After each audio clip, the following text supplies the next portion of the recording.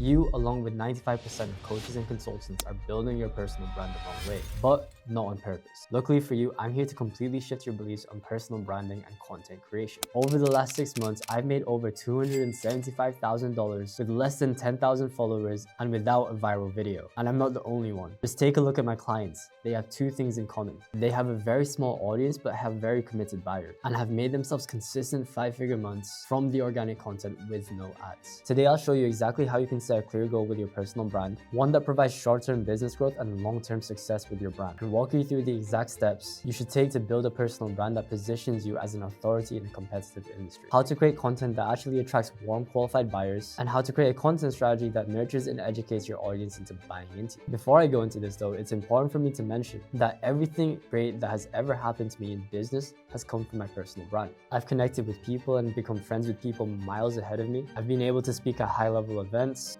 and I've been recognized in public a few times. I also want you guys to understand that every single client that has decided to work with me consumed hundreds of hours of content before they decided to buy. All because I turned on the camera, spoke about my beliefs, stories, journeys, and interests that this was able to happen. I know it sounds easier said than done, and a lot of us here understands that content takes a shit ton of time, and we find it hard to actually fathom and justify the amount of hours spent on it. I mean, you can just do outreach, you can just run ads, or you can do other things to scale your business. I mean, I'm here at 12 a.m. at night filming a YouTube video for you guys. But a lot of you guys think like this because you've posted every single day and you've seen no results. You just copy other creators and you've made a commodity brand. And you're scared of posting other things about business and your personal life because people will judge you. And this is because you guys don't have a strategy in place. You have no intention with what you're posting, which means you're lost. And a lot of you don't understand that content and marketing is a skill set that takes time to learn. So how do we build a brand that attracts a cult-like following of qualified buyers? We'll start off with number one, and this is the most important thing that you guys need to understand. You need to set yourself a short-term goal and a long-term goal. For example, my short-term goal is to scale to $200,000 a month with my current business, helping other business owners and coaches scale their personal brands and turn them into long-term assets. And my long-term goal is to build a legacy. It's something that my kids can look back on and see that I've traveled the world, made a shit ton of money, met cool ass people, and that ultimately sets the standards so high for them. And it will set them up for success for life. And I bet you're wondering, why is this even important? And I want you guys to think of it like this. There's a reason why you put the work in every single day, and it's not just for the money. No, it's to retire your parents. It's to live the life that you've always wanted. It's to set your family up and be the provider. That's the reason why you'll stay building your personal brand, because it gives it a purpose more than just the money that you make. Think about it. The most successful business owners, Daniel Dalen, Mr. 428, they're not making content for the money. They're just making it to document their life and leave a legacy behind.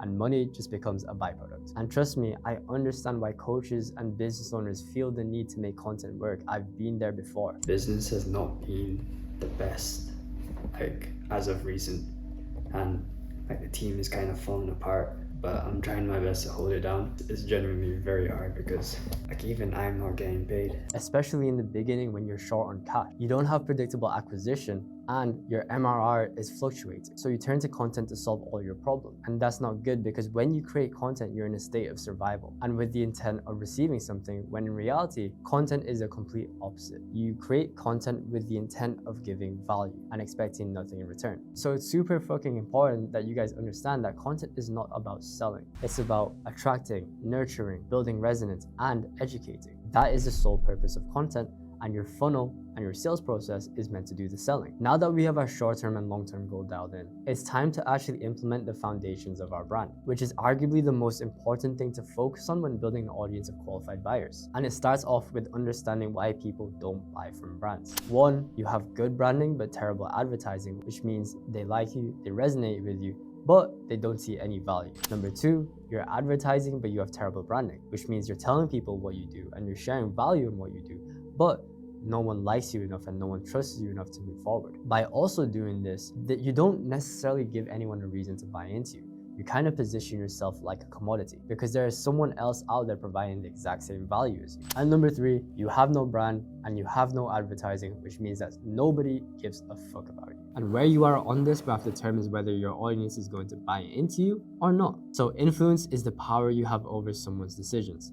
Direction determines whether someone likes you or not. This is the worst place to be on the graph, and this is the best place to be on this graph. So how can we make sure we're in the best spot with the content that we're posting? And it's 3 simple pillars that every personal brand should have: associations, value, and desired outcome. So what are associations? These are things that you can use to attract your ideal avatar. For example, we have a logo here, and we want to attract people that want to make money who are also entrepreneurs. So we've associated ourselves to Elon and Warren Buffett, attracting people who are into investing, business, and money. Another realistic example is Andrew Tate and his associations to money, beliefs, and lifestyle. This appeals to young kids who have those ideologies that also want to make a lot of money. And you use these associations to attract people that will genuinely resonate with your brand. Now that we have a good understanding of associations, how can we do this for ourselves? First, we have to focus on building our brand and ask ourselves, why will people love me internally? Which is your personality, beliefs, and value. Then it's your visual design. It's how you look, dress, the camera quality, the editing, and the materialistic items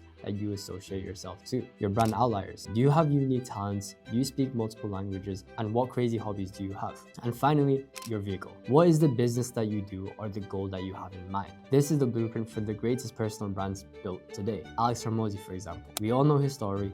We all know how he dresses, we all know that he goes to the gym and never skips dessert, and we all know his vehicle. Once we have clarity in the brand that we're building, now we have to identify our dream follower, which is the person that we want to attract. And it's as simple as answering these questions. Who are they? What's their story and what do they look like? What are they passionate about? What are their goals, dreams, and desires? What are their deepest fears and what are their struggles? It's also super important to include in the onboarding form or ask current clients, what about the content pushing you to buying? What other than the value I provide made you want to work with me? Why do you enjoy working with me? And what parts of my brand do you resonate with the most? By answering these questions, you get proven marketing angles that allows you to create content that directly speaks to them. And the main reason why we want to speak to the dream follower is to increase our total addressable market. So we have more reach and we can find our ICP within our dream follower. Now, before you guys think that dream follower and ICP are 2 separate people, they're not. They're the exact same person, and what I mean by this is the dream follower, personal characteristics, and the ICP are the qualification levels. Now, once we have clarity in our brand and the people that we want to attract, the way in which we create content ideas is just pulling ideas from our brand that speaks directly to our dream follower, and then finding formats on social media, which is the way a piece of content is packaged, and then packaging those ideas in those formats. And that's how we create content that builds positive associations around our brand and attracts people that actually fuck with us and will become our cult-like following. However, the job is not finished yet though. By doing this, it only positions us here on this graph. To actually get an audience of qualified buyers, you need to provide a shit ton of value. And this is not by just regurgitating knowledge and information that every other coach in your industry is providing. No, it's by solving a unique problem that your ICP has, which happens through in-depth market research. By doing this, you position yourself as a holy grail of education in your industry, and you're more of a specialist than a generalist. So by the time someone gets on a sales call, it's a laydown. For example, this story sequence I posted calling out my followers' limiting beliefs and problems got me 50 inbounds in the first few hours of posting. And this is how you execute it. The first thing that you need to do is you need to research the audience that you've attracted. You need to find people with the qualification levels of your ICP within that audience. After that, you need to understand their unique problems, their situations, and their goals.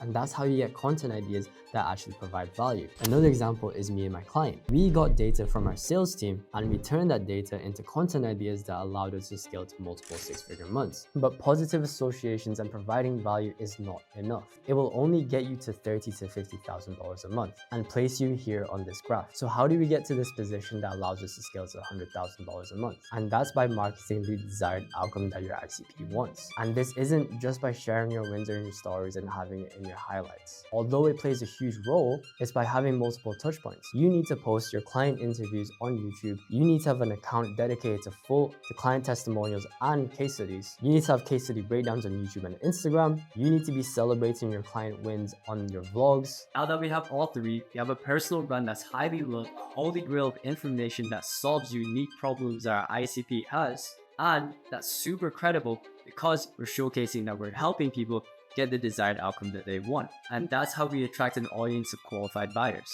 Alright guys, I hope you found this video valuable and you enjoyed it. If you did, please feel free to leave a like, comment, and subscribe. And also go follow my Instagram in the description below. Take care guys, I'll see you in the next video. Peace.